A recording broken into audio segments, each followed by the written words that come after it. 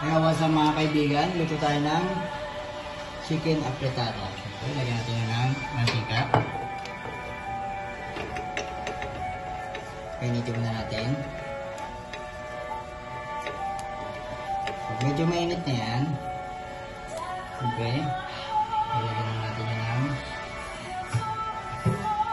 bawang.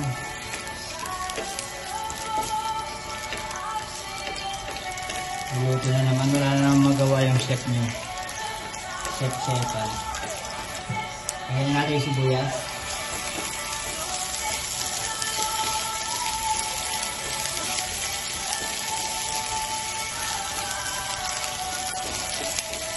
Kailangan natin mag-until brown. Maging brown, kailangan natin maging brown.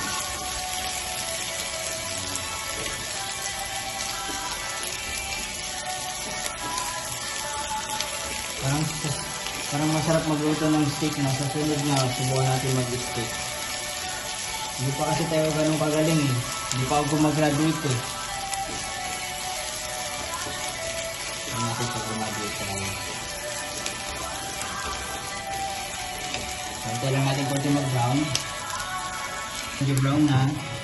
Lagyan natin yung chicken.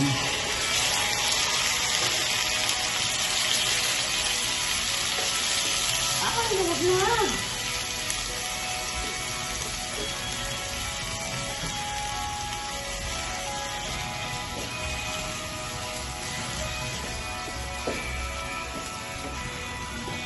Hintay lang natin mag-iba ng kulay. Yung kulay pink na yan, kulay brown na. Medyo okay na.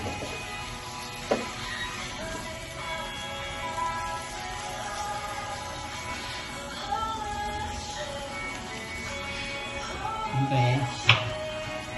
Kailangan na natin lagyan ng ayan, ang palasa.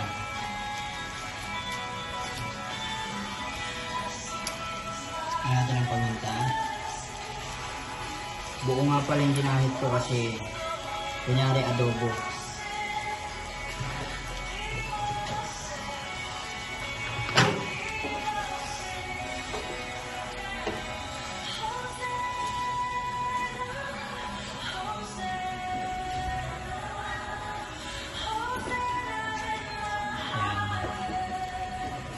Lagyan natin ng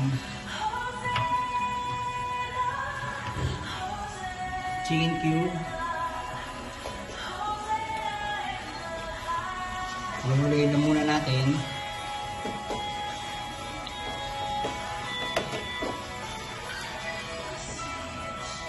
Luluin muna natin. Lagyan na natin yung tomato paste. Talaga yung mga sekreto ng mga chef. Natin yung tomato paste. Haluin.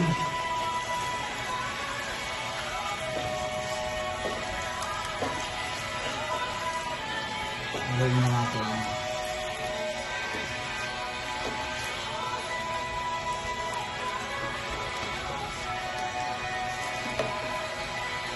Haluin lang natin ang haluin para hindi magbuo-buo yung tomato paste.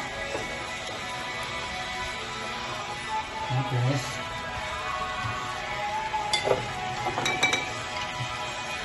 lagyan natin ang patis. So nasa sa inyo kung gaano karami lalagyan yung patis kasi depende yung kalasa mo nito kaya iba tayo ng kalasa. Pag nailagay na natin yan, lagyan natin ng tubig.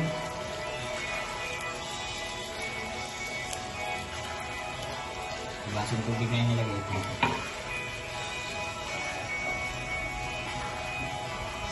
Lagyan natin muna ulit.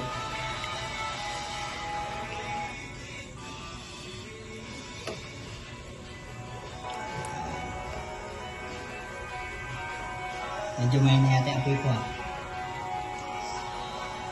Tapos, lagyan na natin yung patatas. Tapos ito may lagay yung patatas, pakuluin muna natin.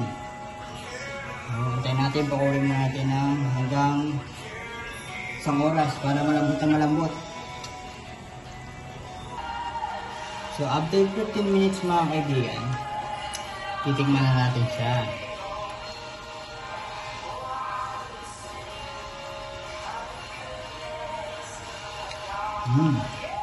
So sa inyo kung mag-a-add pa kayo ng asin or ano para sa pampalasa, pero ako okay na ako dyan. Lalagyan na lang natin ng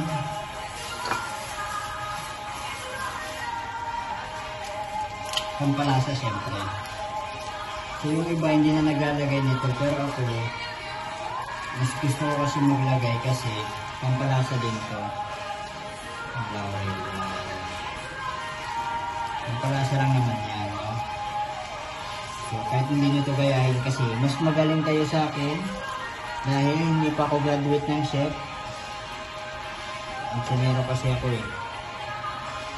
So antay lang natin ulit ng konti.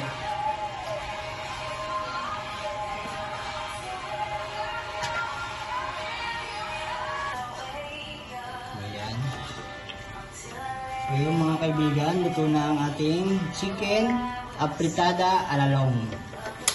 So ayan na. Thank you sa panonood.